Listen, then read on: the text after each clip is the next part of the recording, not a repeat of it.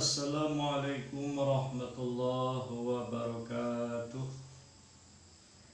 Bismillah, alhamdulillah, wassalatu wassalamu ala sayyidina Muhammad ibn Abdillah wa ala alihi wa ashabihi wa mawala wa la hawla wa la quwata illa billah, amma ba'du. Hari ini kita mulai dengan membaca kitab Safinatun Najah.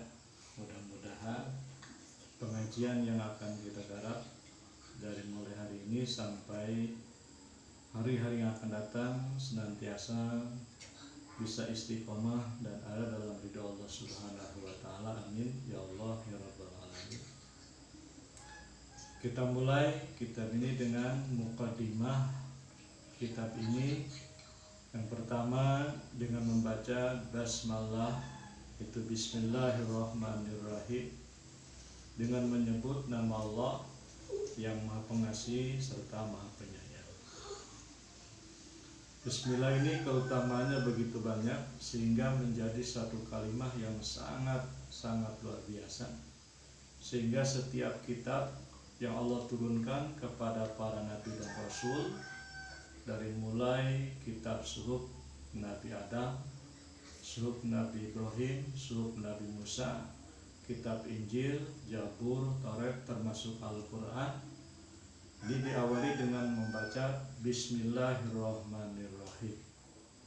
Sehingga dalam satu riwayat dikatakan semua kandungan isi kitab-kitab tersebut itu terkandung semuanya ada dalam lafaz Bismillahirrahmanirrahim.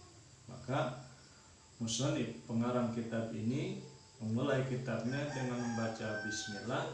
Ini semata-mata tiada lain ingin mendapatkan keberkahan dari Bismillah ini. Maka kita mulai pengajian ini dengan membaca Bismillahirrahmanirrahim. Semoga pengajian kita ada dalam keberkahan dan ridha Allah Subhanahu wa taala. Amin ya Allah rabbal alamin. Yang kedua, mukadimah kitab ini diawali dengan membaca hamdalah. Apa yang dikatakan oleh pengarang kitab dalam kitabnya yaitu alhamdulillahirabbil alamin. Segala puji hanya milik Allah Subhanahu wa taala yang menguasai alam semesta. Artinya puji ini adalah sesuatu ungkapan kata yang baik yang diungkapkan kepada sesuatu yang baik. Seperti kata memuji orang karena kebaikannya, karena kedermawanannya, karena ketampanannya, karena kecantikannya. Itu ungkapan merasa orang itu baik, hebat, cantik, tampan, kita ungkapkan dengan kata-kata yang baik, itu adalah pujian. Nah, segala pujian, baik puji qadim, puji hadis, puji yang terdahulu, baik puji yang baru, semua itu hanya milik Allah Subhanahu wa taala. Sehingga ulama membagi puji ini jadi 4. Ada puji qadim ala qadim, puji qadim ala hadis, puji hadis ala qadim, puji hadis ala hadis. Yang pertama ada puji qadim ala qadim, memujinya Allah kepada Allah Subhanahu wa taala. Sebagaimana Allah sedang bersabda, berfirman dalam kitab Al-Quran bahwa innallaha ala kulli syai'in qadir. Sesungguhnya Allah terhadap sesuatu apapun perkara itu yang maha berkuasa. Ini adalah pujian Allah kepada zatnya sendiri. Ada puji qadim al hadis, Allah memuji hambanya, memuji yang baru, seperti Allah memuji Nabi Ayub, ni'mal abdu innahu awwab. Sesungguhnya hamba yang paling baik, yang banyak kembali ibadah kepada Allah adalah Nabi Ayub. Allah memuji Nabi Muhammad, wa innaka la'ala khuluqin adzim, sesungguhnya engkau memiliki akhlak yang mulia, yang agung. Ini kan memujinya Allah kepada hambanya, kepada Nabi Musa, kepada Nabi Ayub, kepada Nabi Muhammad. Ada puji hadis ala qadim, memujinya yang baru kepada yang terdahulu, memujinya makhluk kepada Allah Subhanahu wa taala, sebagaimana yang diungkapkan di sini oleh pengarang kitab mengatakan alhamdulillahirabbil alamin. Itulah bentuk pujian seorang pengarang kitab makhluk yang baru kepada Allah Subhanahu wa taala yang Maha Qadir. Yang keempat terakhir ada puji hadis ala hadis, memujinya makhluk kepada makhluk. Seperti halnya kita memuji perempuan karena kecantikannya, atau laki-laki perempuan memuji laki-laki karena ketampanannya. Itu puji hadis ala hadis. Nah, semua pujian empat ini semua lillah, itu hanya milik Allah Subhanahu wa taala. Allah yang menguasai alam semesta. Alam semesta ini artinya semua yang diciptakan Allah, baik itu alam lahut, alam malakut, termasuk alam nasut. Apa alam lahut? Itu lauhil mahfud dan segala apapun yang ada lauhil mahfud, aras, kursi, sidratul muntaha, semua itu adalah Allah yang menguasai. Ada alam malakut, itu langit, dari mulai langit pertama sampai langit ketujuh. Dan juga ada alam nasut, itu alam manusia muka bumi ini. Itu semua adalah Allah yang menguasai. Maka kata ulama, yang dikatakan alam masyiwallah, yaitu makhluk ciptaan Allah selain daripada zat Allah, itu adalah alam. Maka alam ini yang menguasai Allah Subhanahu wa taala.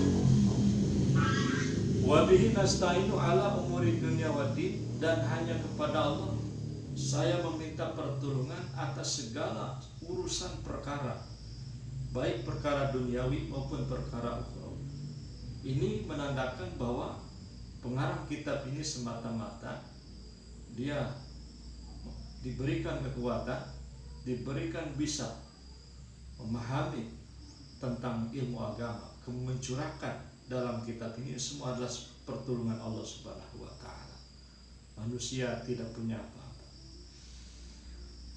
Yang ketiga, wassallallahu ala wasallama ala sayyidina Muhammadin khatamin nabiyyin. Kitab ini juga dimukadimahkan dengan membacakan sholawat. Apa sholawat?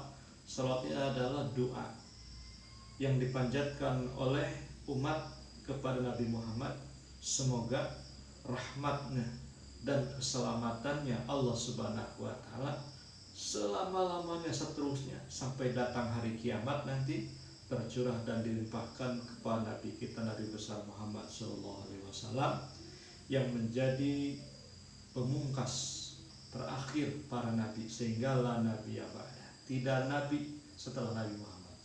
Andai kata ada orang sakti, orang hebat, orang kaya raya, dia punya segalanya, ngaku nabi, maka itu tidak boleh dibenarkan, karena nabi yang terakhir adalah Nabi Muhammad SAW.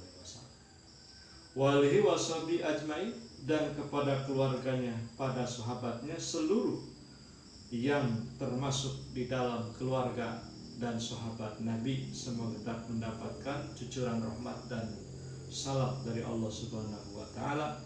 Wala haula wala quwata illa billahil azim, dan tidak ada daya upaya kekuatan, hanya Allah Subhanahu wa taala yang maha tinggi dan maha.